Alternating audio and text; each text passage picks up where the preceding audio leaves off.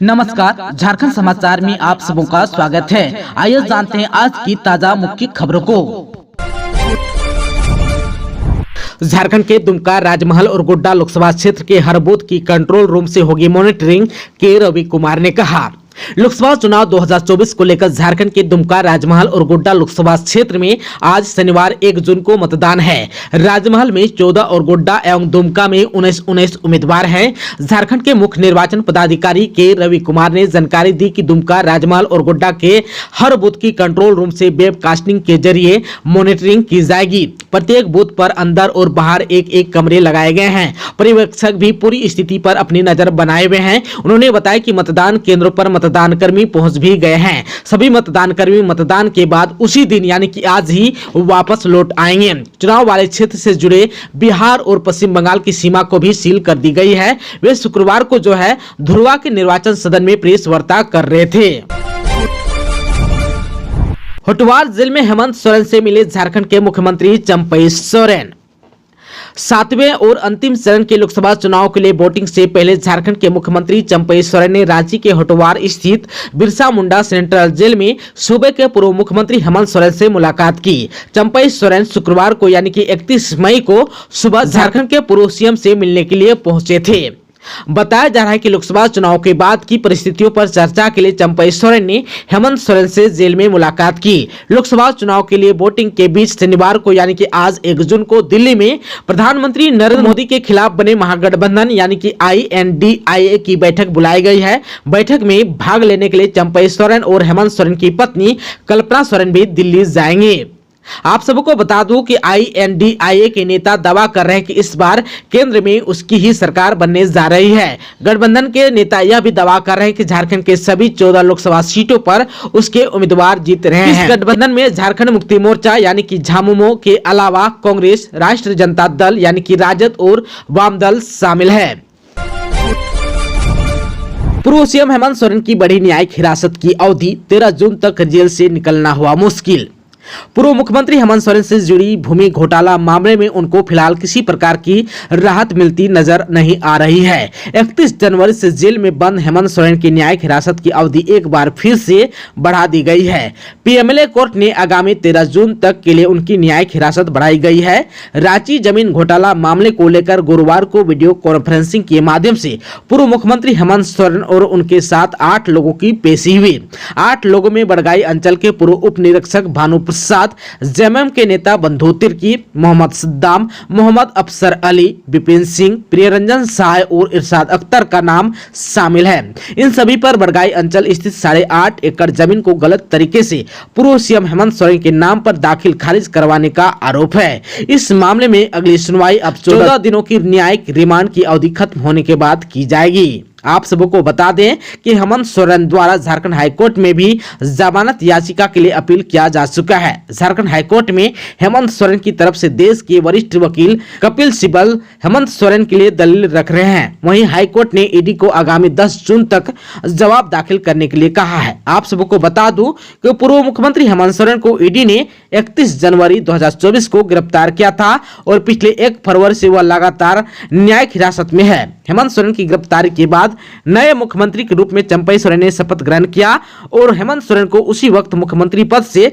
इस्तीफा देना पड़ा था। झारखंड में चुनाव प्रचार के दौरान इंडिया गठबंधन का सबसे बड़ा चेहरा बनकर उभरी कल्पना सोरेन। झारखंड का पूर्व सीएम हेमंत सोरेन के 31 जनवरी को जेल जाने के बाद सक्रिय राजनीति में कदम रखने वाली उनकी पत्नी कल्पना मुर्मू सोरेन झारखंड मुक्ति मोर्चा में फिलहाल किसी ओहदे पर नहीं है, लेकिन उसके बावजूद लोकसभा चुनाव के प्रचार अभियान के दौरान वह न सिर्फ अपनी पार्टी बल्कि इंडिया गठबंधन की ओर से राज्य में सबसे बड़ी स्टार प्रचारक के रूप में उभर कर सामने आई। कल्पना सोरेन के मीडिया एडवाइजर और झामुमो के प्रवक्ता डॉक्टर तनुज खत्री के मुताबिक चुनाव प्रचार अभियान के दौरान उन्होंने 353 छोटी बड़ी सभाएं की। राज्य के लोकसभा क्षेत्रों में उन्होंने कुल 51 बड़ी रैलियों में भाग लिया। इसके अलावा दिल्ली और मुंबई में इंडिया गठबंधन की ओर से आयोजित साझा रैली में झारखंड मुक्ति मोर्चा का प्रतिनिधित्व भी किया। कल्पना सोरेन गिरिडीह जिले के गांडे विधानसभा क्षेत्र में हुए उपचुनाव में प्रत्याशी रही और इस दौरान उन्होंने अपने क्षेत्र में छोटी बड़ी 300 सभाएं और बैठक भी की। कल्पना सोरेन की राजनीतिक में औपचारिक तौर पर एंट्री 4 मार्च को गिरिडीह में झारखंड मुक्ति मोर्चा के स्थापना दिवस पर आयोजित रैली के साथ हुई। इसके 12 दिनों के बाद जब लोकसभा चुनाव और झारखंड में गिरिडीह जिले के गांडे विधानसभा सीट पर उपचुनाव का ऐलान हुआ तो उन्होंने पार्टी और गठबंधन की ओर से प्रचार अभियान का मोर्चा संभाल लिया। उन्होंने राज्य के सभी 14 लोकसभा क्षेत्रों में गठबंधन के प्रत्याशियों के पक्ष में जनसभाएं की और एक तरह से 2.5 महीने के भीतर राज्य का चप्पा चप्पा छान डाला।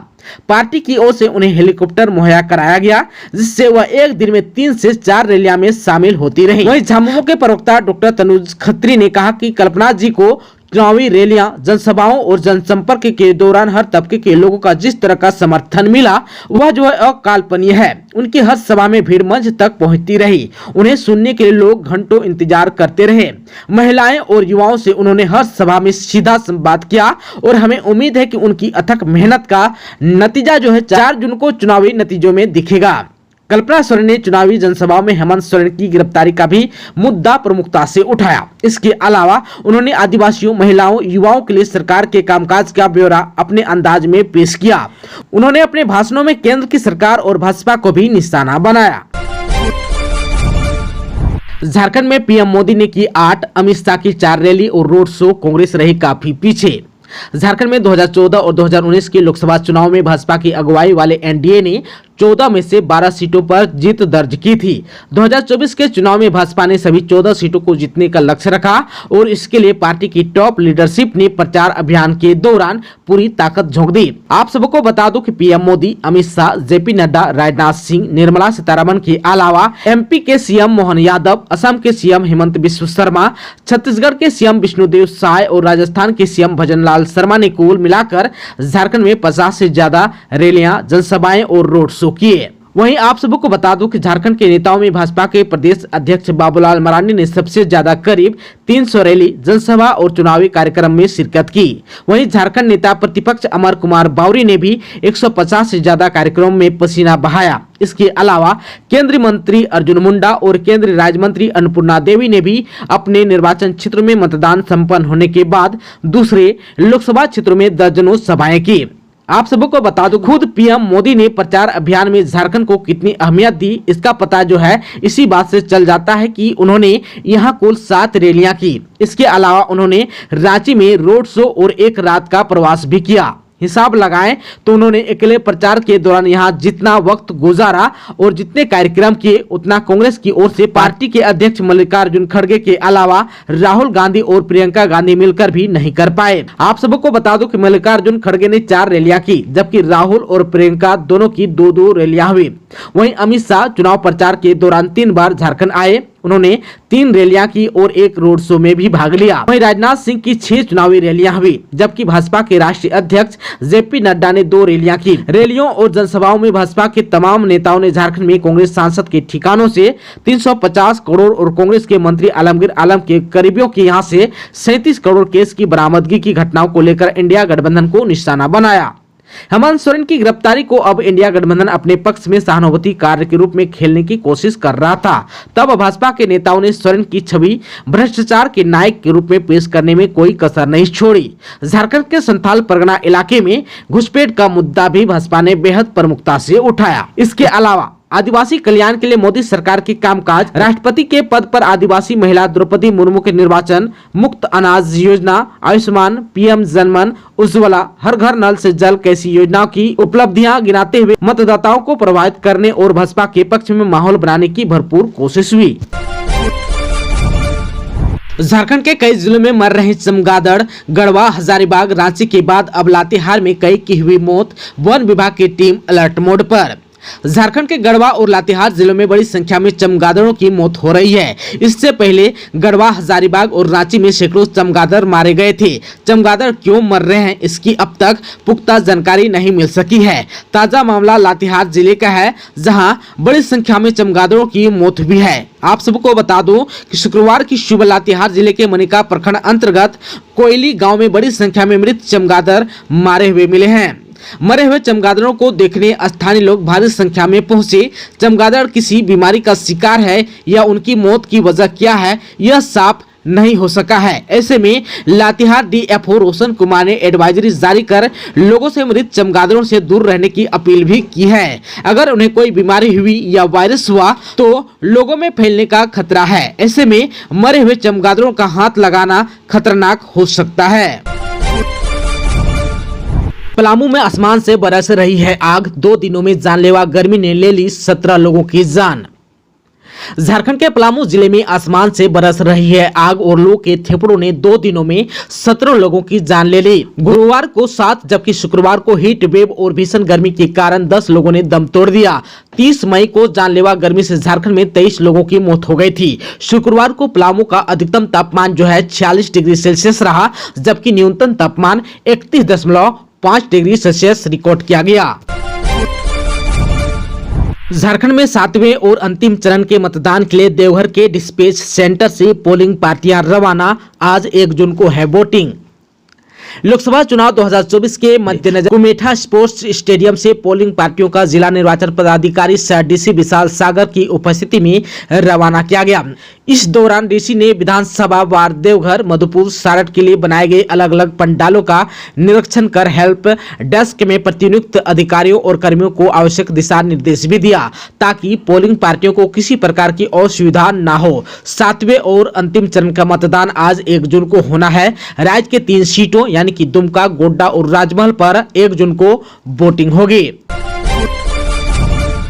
भीषण गर्मी में पहाड़ी झरना लोगों को पहुंचा रहा है राहत। लोग ठंडे पानी में नहाकर खूब कर रहे हैं मस्ती। जमशेदपुर में शहर और आसपास के लोग इन दिनों भीषण गर्मी से परेशान हैं। ऐसे में दलमा की तलहटी स्थित रामगढ़ गांव का पहाड़ी झरना लोगों को राहत देने का काम कर रहा है। शहर समेत गांव के लोग फैमिली और दोस्तों के साथ यहां घूमने आ रहे हैं और पहाड़ी झरना के ठंड पानी में नहाने का लुत्फ उठा रहे हैं। यह famous hill station Dalma offbeat पहाड़ी झरना है। हाल के दिनों में जमशेदपुर समेत आसपास के लोग इसे अपना मनपसंद हॉलिडे डेस्टिनेशन बना रहे हैं। पहाड़ी झरना के आसपास खूबसूरत नजारा भी है, जहां लोग झरना में नहाने के साथ प्रकृति का भी एंजॉय कर रहे हैं। यहाँ का शांत माहौल, खूबसूरत मौसम और हरियाली से ढकी पहाड़ियों का दीदार सुंदरता को बढ़ा देता है। आप सबको बता दूं कि पहाड़ी झरना लोहनगर जमशेदपुर के पारेडीह चौक से करीब 6 किलोमीटर दूर पर स्थित है। आप सबको बता दूं कि यह असनबनी पंचायत के अंतर्गत आता है। आप सबको बता दूं कि झरने में सुबह 6 बजे से ही लोगों का जमावड़ा होता है, लेकिन महिला और पुरुष दोनों को समान रूप से झरने में नहाने का आनंद मिले, इस लिहाज से महिला और पुरुष के लिए अलग अलग समय तय किया गया है। सुबह 6 बजे से 12 बजे तक महिलाओं के लिए समय निर्धारित है, वहीं दोपहर 12 बजे के बाद से शाम 5 बजे तक पुरुषों के लिए समय तय किया गया है। पहाड़ी झरना का देखरेख जो है असनबनी, रामगढ़, बिरीगोड़ा और रसिकाडीह के ग्रामीण मिलकर करते हैं। पूर्व मुखिया गुरुचरण सिंह, फकीर सोरेन, शिवचरण सिंह, बीरेन मांझी और रामकृष्ण कर्मकार समेत अन्य दिन भर पहाड़ी झरने की गतिविधियों की निगरानी करते हैं।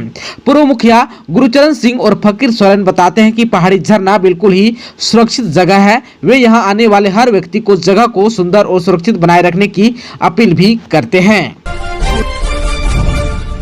गिरिडीह में हादसे में मृत महिला के परिजनों से मिले बाबूलाल किया आर्थिक सहयोग। गिरिडीह में भाजपा के प्रदेश अध्यक्ष धनवार के विधायक बाबूलाल मरांडी शुक्रवार को गांवा प्रखंड के बिरनी गांव पहुंचे। यहां उन्होंने पिछले 17 मई को अवैध मायका खदान में चाल धंसने से मृत 2 महिलाओं के शोकाकुल परिजनों से मुलाकात की, उन्हें ढाढ़स बंधाया, उनकी आर्थिक सहायता भी की। मरांडी ने कहा कि इस दुख की घड़ी में वह पीड़ित परिवार के साथ है। ज्ञात हो कि हादसे में मृत महिला के छोटे छोटे बच्चे भी हैं। मां के गुजर जाने के बाद बच्चों पर दुखों का पहाड़ टूट पड़ा है।